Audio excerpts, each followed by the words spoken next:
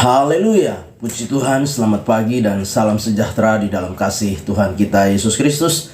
Pagi hari ini kita bersyukur kepada Tuhan, oleh anugerahnya kita dapat bertemu kembali, kita dapat berjumpa lagi dalam keadaan yang sehat, keadaan yang kuat dan diberkati Tuhan. Nah, pagi yang baik ini mari kita menyediakan hati kita, menyediakan diri kita untuk kita bersama-sama mendengarkan firman Tuhan. Mari kita berdoa. Bapa di dalam surga, di dalam nama Yesus Kristus Tuhan, kami sungguh bersyukur untuk segala anugerah-Mu yang kami nikmati sampai pagi hari ini. Pagi yang baik ini kami mau mendengarkan firman-Mu. Engkau berkati kami semua, biarlah kami dapat mengerti, memahami setiap bagian kebenaran firman Tuhan di dalam setiap kehidupan kami. Kami serahkan semua di dalam tangan kasih dan kemurahan-Mu. Kami akan mendengarkan firman-Mu, mendasari seluruh aktivitas kami di sepanjang hari ini. Di dalam nama Tuhan Yesus Kristus kami berdoa. Haleluya. Amin. Puji Tuhan, pagi hari ini tema firman Tuhan yang ingin saya sampaikan kepada kita sekalian, yaitu melihat penderitaan dari perspektif Allah. Bapak Ibu jemaat yang kekasih, seringkali kita mendengar ada konsep yang mengatakan bahwa kalau percaya kepada Yesus, maka kita tidak akan pernah mengalami penderitaan. Ada pengajaran-pengajaran yang berkata bahwa kalau kita sebagai orang-orang Kristen, sebagai orang-orang percaya, ketika kita menerima Yesus sebagai Tuhan dan Juru Selamat di dalam hidup kita, maka hidup kita jauh dari penderitaan. Sebagai orang-orang percaya, mari kita mau melihat tentang penderitaan dari pandangan Allah sendiri, dari pandangan Tuhan sendiri, supaya kita mengerti bahwa penderitaan adalah bagian dari iman kita sebagai orang-orang percaya. Kita harus menyadari bahwa sebagai orang-orang Kristen, sebagai orang-orang percaya, penderitaan tidak akan pernah lepas dari kehidupan kita. Nah, kita perhatikan di dalam 1 Petrus 4 ayat yang pertama dan ayat yang kedua. 1 Petrus 4 ayat yang pertama dan ayat yang kedua, demikian firman Tuhan. Jadi karena Kristus telah menderita penderitaan badani, kamu pun harus juga mempersenjatai dirimu dengan pikiran yang demikian. Karena barang siapa telah menderita penderitaan badani, ia telah berhenti berbuat dosa. Supaya waktu yang sisa jangan kamu pergunakan menurut keinginan manusia, tetapi menurut kehendak Allah. Bapak Ibu jemaat yang kekasih, Rasul Petrus memberikan sebuah pemahaman kepada orang-orang percaya, khususnya orang-orang Yahudi yang percaya kepada Yesus sebagai orang-orang perantau. 12 suku yang ada di perantau, mengingatkan kepada mereka untuk mereka mengerti dan menyadari bahwa percaya kepada Yesus, maka kita tidak akan lepas dari penderitaan. Nah, pagi hari ini lewat firman Tuhan kita mau belajar bersama-sama. Kita mau melihat bersama-sama tujuan dari penderitaan di dalam setiap kehidupan kita sebagai orang-orang percaya. Supaya kita mengerti kenapa orang percaya harus menderita.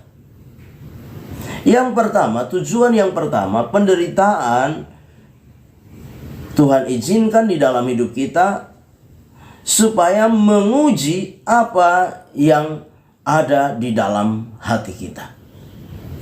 Yang pertama, sekali lagi, penderitaan diizinkan Tuhan di dalam hidup kita untuk menguji apa yang ada di dalam hati kita. Nah, Bapak Ibu jemaat yang kekasih, kita harus mengerti bahwa penderitaan kadangkala Tuhan izinkan di dalam hidup kita supaya apa? Kita ini melihat ke dalam diri kita. Kita mengoreksi diri kita, mengoreksi hati kita. Apa sih yang menjadi tujuan di dalam hidup kita yang sesungguhnya? Ketika kita percaya Yesus, ketika kita menerima Yesus sebagai Tuhan dan Juru Selamat dalam hidup kita, apa sebenarnya yang menjadi tujuan di dalam hidup kita? Apakah kita percaya kepada Yesus? Apakah kita menjadikan Yesus sebagai Tuhan dan Juru Selamat di dalam hidup kita hanya sebatas hal-hal lahiriah, kepentingan-kepentingan lahiriah yang apa? Yang menjadi tujuan kita percaya Yesus, atau yang lain? Rasul Petrus sedang mengajarkan kepada orang-orang percaya, orang-orang Yahudi yang percaya kepada Yesus, 12 suku yang ada di perantauan, untuk mengerti bahwa tujuan sesungguhnya kita percaya kepada Yesus bukan karena hal-hal lahiriah,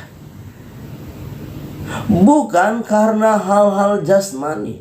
Itu sebabnya dengan jelas di dalam ayat yang pertama dikatakan demikian, ya.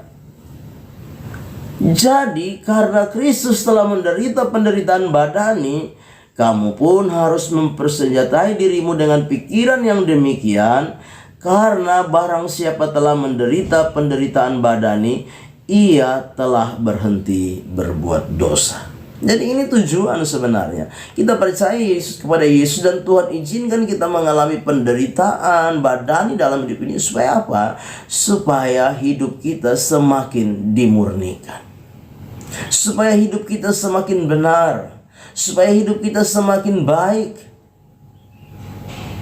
Untuk kita mengerti bahwa tujuan dari hidup kita yang sebenarnya, yang harus menjadi sebuah prioritas di dalam hidup kita, yaitu percaya kepada Yesus bukan karena hal-hal lahiriah, bukan karena hal-hal jasmani.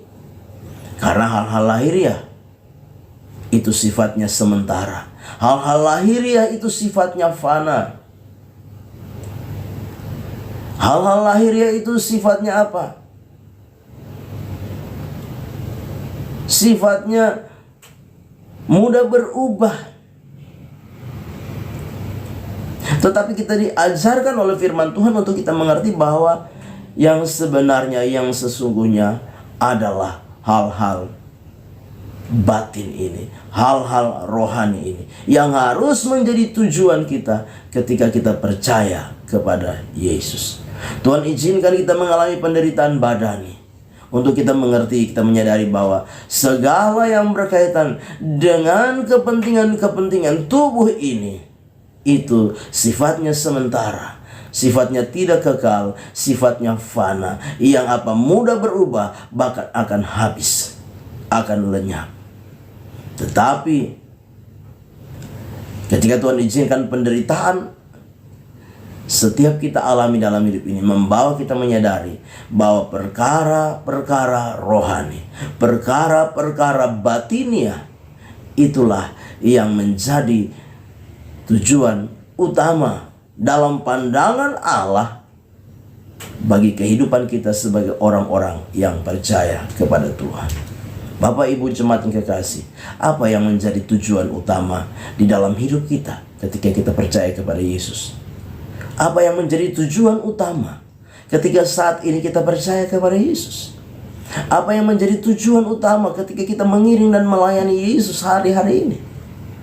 Apakah hanya sebatas hal-hal lahiriah? Apakah hanya sebatas perkara-perkara jasmani? Kalau itu hanya sebatas perkara lahiriah, hal-hal jasmani yang menjadi tujuan dari kehidupan kekristenan kita, mari kita ubah pikiran kita, pandangan kita, pemahaman kita. Sebagaimana nasihat Rasul Petrus di dalam demikian, dalam firman Tuhan, kamu pun juga harus mempersenjatai pikiran yang demikian. Yaitu apa? Mari pikirkan bahwa tujuan yang utama, tujuan yang sesungguhnya, yang menjadi prioritas di dalam iman kita kepada Yesus adalah hal-hal rohani, hal-hal yang sifatnya kekal, hal-hal yang berkaitan dengan perkara-perkara surgawi. Amin. Kita berdoa. Bapa di dalam surga, terima kasih kami sudah mendengarkan firman-Mu pagi hari ini. Roh Kudus menolong kami, Roh Kudus memampukan kami, sehingga kami mengerti dan memahami betapa tujuan penderitaan yang Tuhan izinkan kami alami dalam hidup ini. Karena kami percaya bahwa Tuhan mau kami mengerti tujuan panggilan kami yang sebenarnya, yaitu hal-hal yang kekal adanya. Berkati hidup pribadi kami, rumah tangga kami, pekerjaan, usaha, dan tugas kami. Kami serahkan seluruh hidup kami sepanjang hari ini, melangkah bersama Tuhan di hari baru ini, mengucap syukur. Dalam nama Tuhan kami Yesus Kristus kami berdoa. Haleluya. Amin. Selamat pagi. Tuhan Yesus memberkati.